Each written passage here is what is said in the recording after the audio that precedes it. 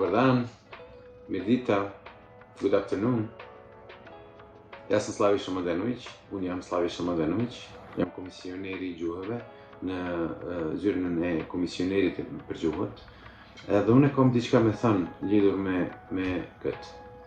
Jako često na nekim konferencijama na kojima svi mi povremeno učestvujemo, čujemo izrike koje neki od učesnika kažu ako izvuče vredite za onoliko ljudi koliko jezika govorite.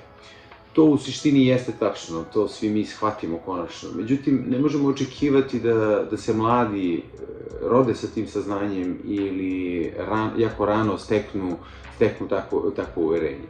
Naša je uloga kao društva da mlade ubedimo da je to tako, da im stvorimo uslove da uče jezik okruženja ili druge jezike i da što ranije u svom životu shvate benefite tog procesa.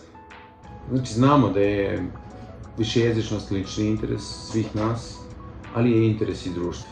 I mi stariji imamo ulogu da u to ubedimo mlađe i da im na neki način nametnemo učenje jezika okruženja i stranih jezika. Oni će kasnije vrlo lako poznavanje jezika okruženja ili stranih jezika vrlo lako pretočiti u lični uspeh koji će se prevesti u uspeh društva.